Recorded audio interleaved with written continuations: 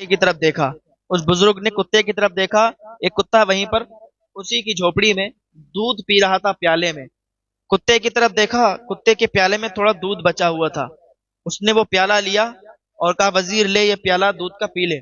वजीर ने कहा, बाबा जी ये कैसी बात कर रहे हैं, कुत्ते का झूठा मुझे पिला रहे हैं, जा यहाँ से, तेरे सवाल का जवाब मैं नहीं दे सकता। कहा, बाबा जी ठीक है, जैसा आपकी मर्जी है, जैसा आप कह रहे हैं मैं उसको पूरा करने के लिए तैयार। हमारे दिल को झंझोड़ के रख देते हैं, हमें सोचने पर मजबूर कर देते हैं। बहुत से लोग उन्हें सुनते हैं तो बहुत से लोग उनसे इबरत हासिल करते हैं, और बहुत से लोग ऐसे ही छोड़ देते हैं। एक वाकया हमारी नजरों से ऐसा गुजरा कि जो बिल्कुल दिल को झंझोड़ने वाला है।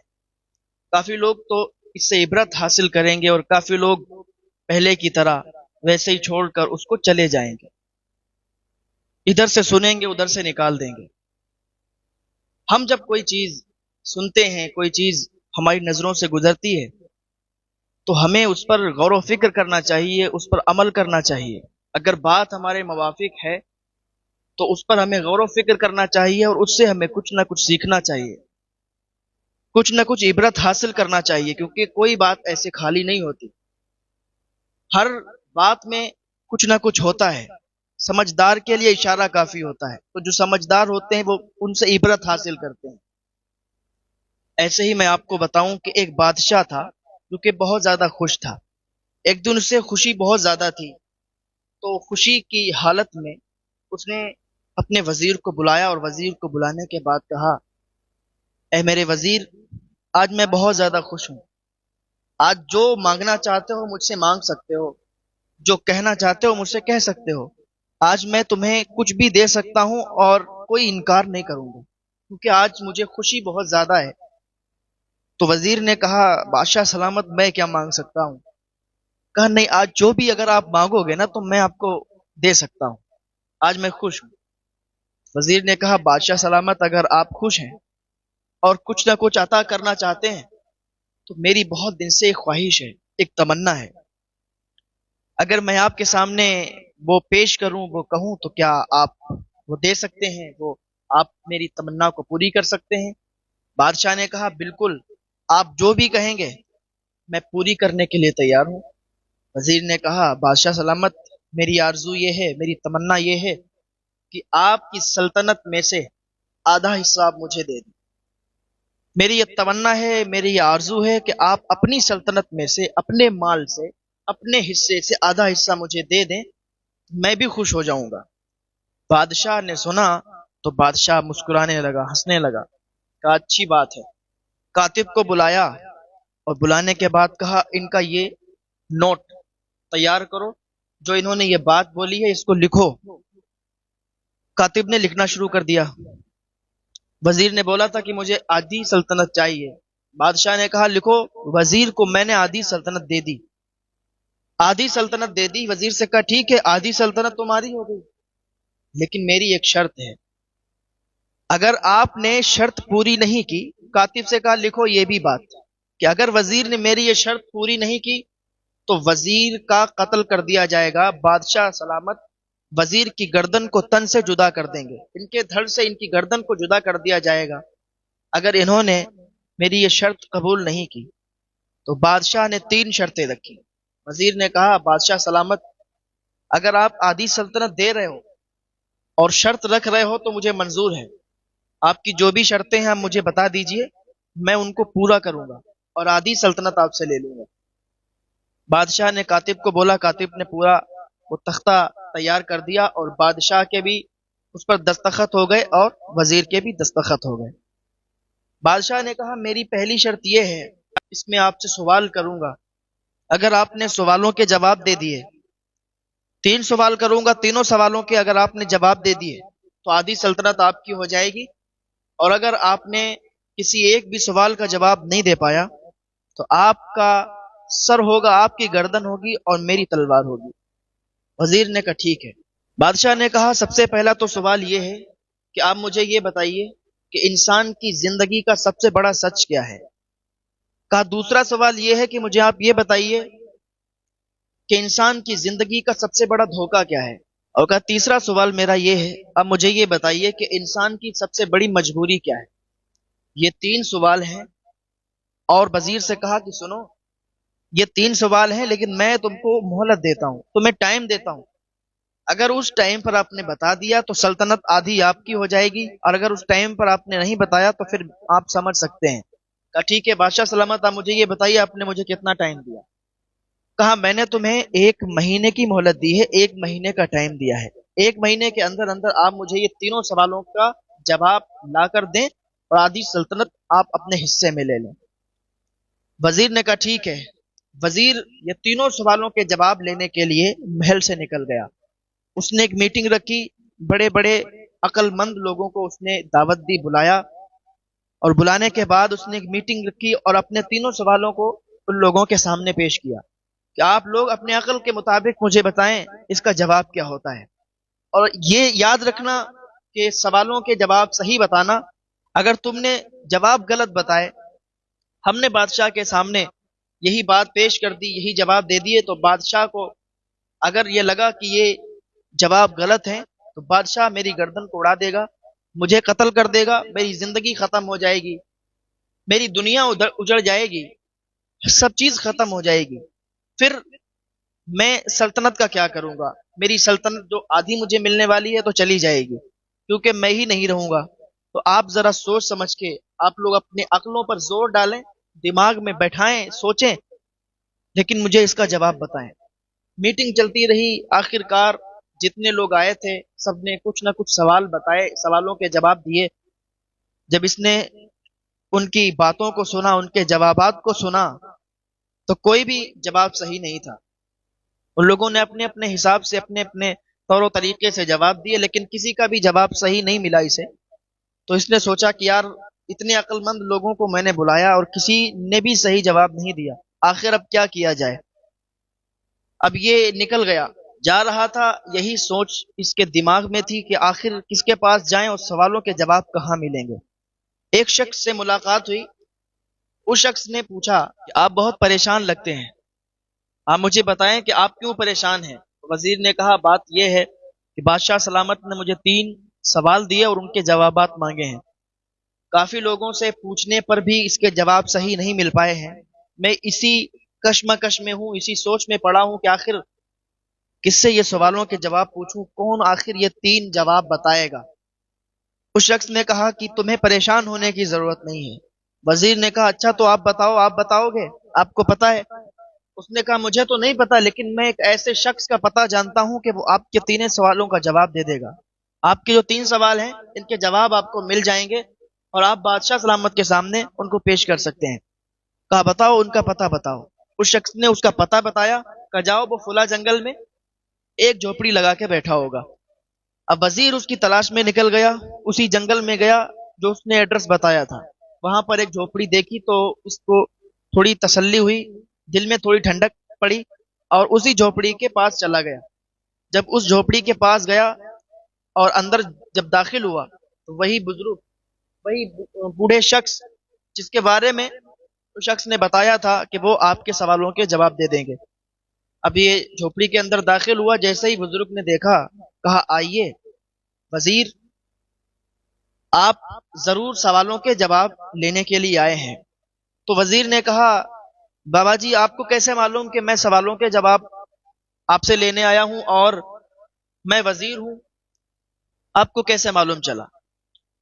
تو ان بزرگ نے کہا کہ مجھے ایسے معلوم چلا کہ تمہارے جو حلیہ ہے، تمہارا جو لباس ہے، تمہارے پاس جو سامان ہے، بیگ وغیرہ ہے، یہ سب وزیروں کا ہی ہے، کیونکہ کبھی میں بھی وزیر ہوا کرتا تھا، کبھی میں بھی وزیر تھا، اور جس طریقے سے تم آج سوالوں کے جواب ڈھونڈنے کے لیے نکلے ہو، میں بھی ایک وقت تھا جو سوالوں کے جواب ڈھونڈنے کے لیے نکلا تھا، لیکن مجھے میرے سوالوں کا جب جواب ملا تو میں بادشاہ کی غلامی کرنے کے لیے نہیں گیا، میں اللہ کی عبادت کرنے کے لیے آ گیا، میں اللہ کی عبادت میں لگ گیا۔ جب مجھے میرے سوالوں کے جواب ملے تو میں نے سوچا کہ میں بادشاہ کی غلامی کیوں کروں، میں اس کی غلامی کروں کہ جس کی غلامی بادشاہ بھی کرتا ہے اور جس کی غلامی ساری دنیا کرتی ہے۔ تو میں اللہ وحدہ لا شریک کی عبادت کے لیے آ گیا ہوں، اللہ کی عبادت میں لگ گیا ہوں، تو میں اب کسی کی غلامی نہیں کرتا، کیونکہ مجھے میرے سوالوں کا جب جواب ملا تو مجھے سمجھ آ گئی کہ مجھے کیا کرنا ہے۔ اب آپ پوچھو کہ آپ کے سوال کیا ہیں، میں ان کے جواب دینے کے لیے تیار ہوں۔ وزیر نے کہا بابا جی میرے 3 سوال ہیں، کیا آپ ان کے جواب دے پائیں گے؟ کہا وزیر آپ سوال کریں۔ کہا بادشاہ سلامت نے سوال کیے ہیں، پہلا سوال تو یہ ہے کہ انسان کی زندگی کا سب سے بڑا سچ کیا ہے، اور انسان کی زندگی کا سب سے بڑا دھوکہ کیا ہے، اور انسان کی سب سے بڑی مجبوری کیا ہے؟ یہ 3 سوال ہیں جن کے جواب لینے کے لیے میں بڑا تڑپ رہا ہوں، بڑا پریشان ہوں، بڑے بڑے اچھے عقل مندوں سے ملا ہوں، لیکن انہوں نے بھی اس کے جواب نہیں دے پائے۔ بابا جی نے کہا کہ وزیر 2 سوالوں کے جواب تو میں تمہیں ایسے ہی دے دوں گا، بالکل فری، ایسے ہی بتا دوں گا، لیکن تیسرے والے سوال کا جب جواب دوں گا نا اس کی اجرت لوں گا۔ کہا اجرت؟ آپ بتاؤ، میرے پاس جتنا ہے میں آپ کو دینے کے تیار ہوں، میں جتنی اشرفیاں ہیں میرے پاس میں سب آپ کو دے دوں گا، جتنا سامان ہے میرا میں سب آپ کو دے دوں گا، آپ مجھ سے وہ بھی سوال کا جواب بتا دو، کیونکہ اگر 2 سوالوں کے آپ نے جواب بتا دیا اور تیسرا کا نہیں بتایا تب بھی میری جان کو خطرہ ہے، بادشاہ مجھے مار دے گا۔ تو انہوں نے کہا ٹھیک ہے، پہلے سوال کا جواب میں تمہیں بتاتا ہوں کہ زندگی کا سب سے بڑا سچ کیا ہے۔ تو دیکھو پہلے سوال کا جواب یہ ہے کہ زندگی کا سب سے بڑا سچ موت ہے۔ زندگی کا یہ سب سے بڑا سچ ہے، بالکل یہ بات حقیقت ہے، کسی کا بھی اس پر کوئی انکار نہیں ہے، ہندو ہو، مسلم ہو، سکھ ہو، عیسائی ہو، کسی بھی دھرم کا کوئی بھی انسان ہو، اس کا انکار نہیں ہے۔ ہر انسان یہی کہتا ہے کہ موت آنی ہے، موت برحق ہے، ہر جاندار کو موت کا مزہ چکھنا ہے۔ ایسا نہیں ہے کہ دنیا میں کوئی آیا ہے تو اسے دنیا میں ہی رہنا ہے، ہر انسان کو یہاں سے جانا ہے، یہاں پر ایک امتحان ہو رہا ہے، اور جب کوئی انسان امتحان دینے کے لیے جاتا ہے، ایگزام دینے کے لیے جاتا ہے، تو جب اس کے ایگزام پورے ہو جاتے ہیں تو وہ واپس آتا ہے۔ مان لیجئے اگر کوئی شخص کہیں کام کرنے کے لیے جائے اور وہ مسافر ہو، بریلی سے کوئی شخص ممبئی کام کرنے کے لیے گیا، تو ممبئی میں اگر 1 مہینہ اس کو رکنے کا ارادہ ہے، 1 مہینہ جب جائے گا تو 1 مہینے کا سامان لے کے جائے گا، 1 مہینے سے اوپر کا نہیں جائے گا، اس لیے کیونکہ اسے واپس آنا ہے، وہیں نہیں رہنا ہے، وہیں سیٹل نہیں ہونا ہے، اس کو وہاں کام کرنے کے لیے جانا ہے، وہ کام کرے گا اتنا ہی سامان لے جائے گا جتنے دن وہ وہاں پر رہنے والا ہے، 1 مہینہ، 2 مہینہ، 3 مہینہ، جتنے دن وہاں پہ رہے گا اتنا ہی اپنا ساز و سامان لے کے جائے گا۔ اگر 1 مہینے کا ساز و سامان لے کے گیا اور 1 مہینہ پورا ہو گیا تو 1 مہینے کا جو ساز و سامان تھا وہ ختم ہو جائے گا، اسے واپس آنا پڑے گا۔ تو اسی طریقے سے ہم لوگ جو اس دنیا میں آئے ہیں، یہ سمجھنے کا ایک بہت سیدھا سا طریقہ ہے، ہم لوگ بھی جب دنیا میں آئے ہیں نا تو ہمارا بھی ایک وقت مقرر ہے، کسی کا 50 سال ہے، کسی کا 60 سال ہے، کسی کا 70 سال ہے، کسی کا 80، 100 تو بہت کم لوگ ہوتے ہیں نا جو بہت پہلے زمانے کے ہمارے بزرگ ہیں تو وہ مشکل سے 100 تک جاتے ہیں، ورنہ آج کل تو نا 50، 60، 70، 80 تک لاسٹ ہے۔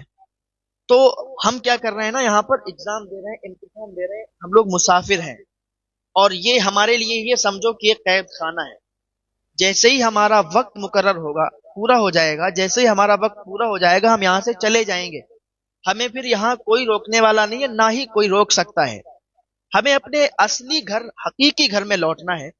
یہاں پر ہماری کتنی بھی بڑی عمارت ہے، یہاں پر ہماری بہت بڑی بلڈنگ ہے، کئی کاریں ہیں، کئی نوکر چاکر ہیں، یہ سارے کے سارے مجھے چھوڑ کے، ہمیں اور آپ کو چھوڑ کے جانا پڑیں گے۔ ایسا نہیں ہے کہ آپ نے اگر یہاں پر بلڈنگ بنا لی، عالیشان عمارت بنا لی، آپ نے نوکر چاکر رکھ لیے، آپ نے بہت ساری گاڑیاں رکھ لی، آپ کا اچھا بزنس چل رہا ہے تو آپ یہیں سیٹل ہو جائیں، نہیں نہیں، ایسا نہیں ہو سکتا، بلکہ آپ یہاں مسافر ہیں، اور ایک دن آپ کو واپس لوٹنا ہے۔ موت جب آ جائے گی، جب موت کا فرشتہ آپ کے پاس آئے گا تو آپ کو یہ دنیا چھوڑ کر جانا پڑے گا۔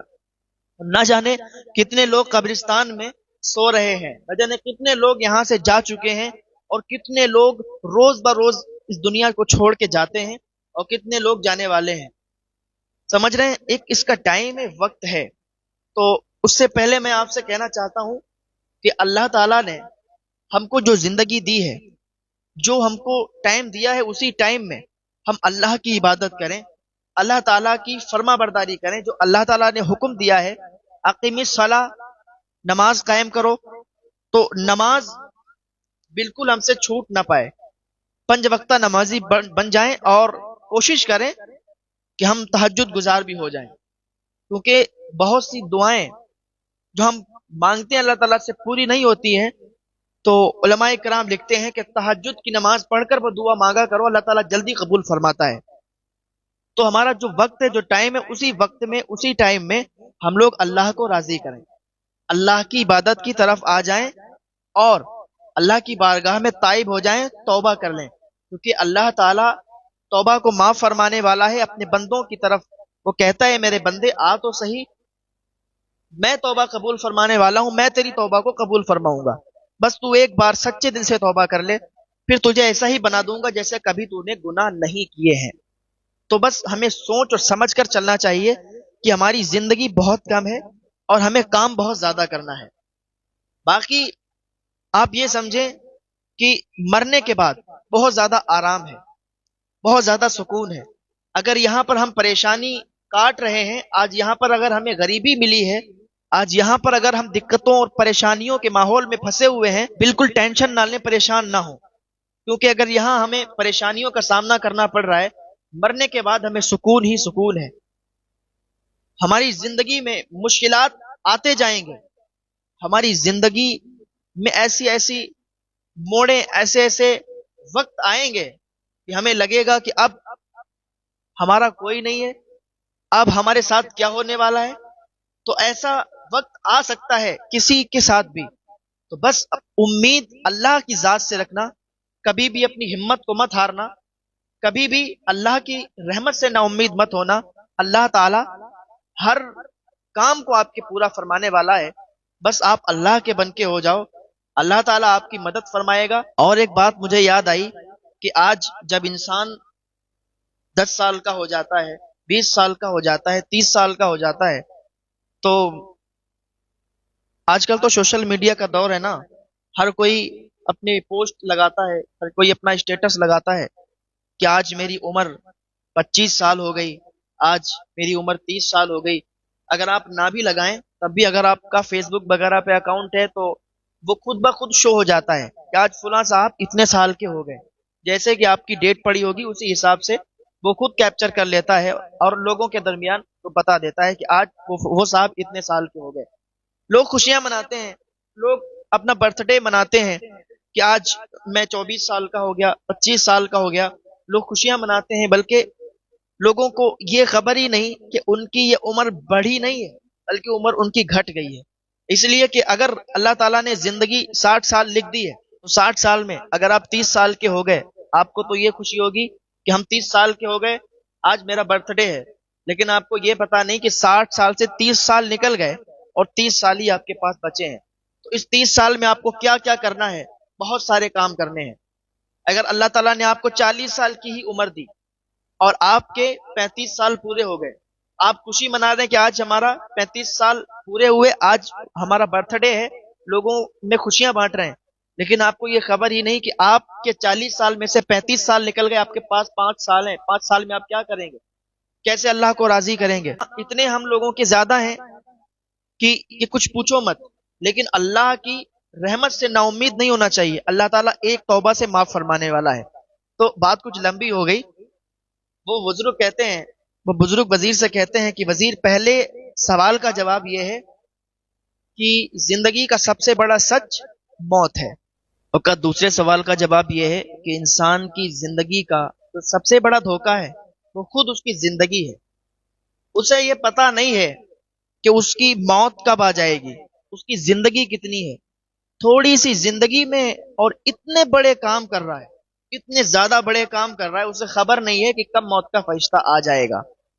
उसकी जिंदगी के दिन कम होते जा रहे हैं, उसके खबर नहीं है। उसकी जिंदगी की घड़ी हर वक्त टिक टिक टिक करके चल रही है और उसकी जिंदगी खत्म होती जा रही है, लेकिन फिर भी शराब पी रहा है। जिंदगी खत्म हो रही है लेकिन फिर भी जुआ खेल रहा है। जिंदगी खत्म हो रही है लेकिन फिर भी जिना कर रहा है। जिंदगी खत्म हो रही है फिर भी गीबत कर रहा है, चुगली कर रहा है।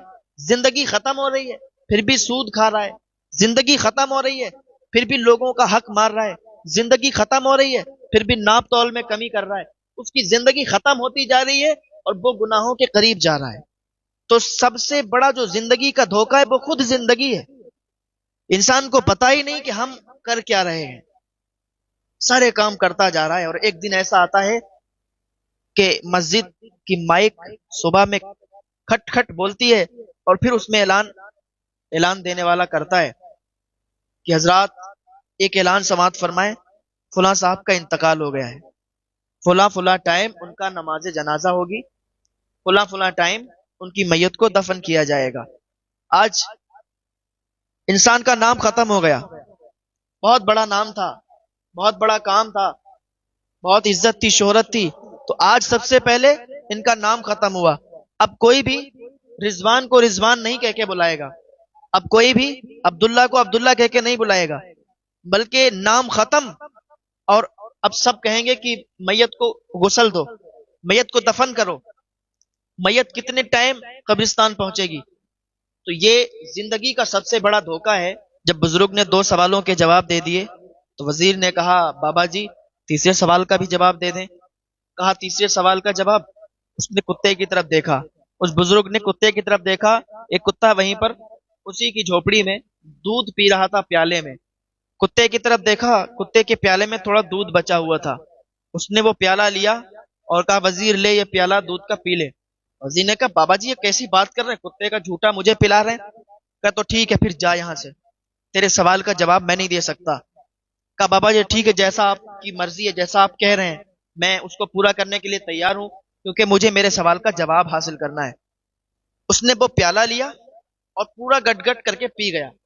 جتنا دودھ بچا تھا کتے کا جھوٹا دودھ وہ پیالے سے سارا کا سارا پی گیا.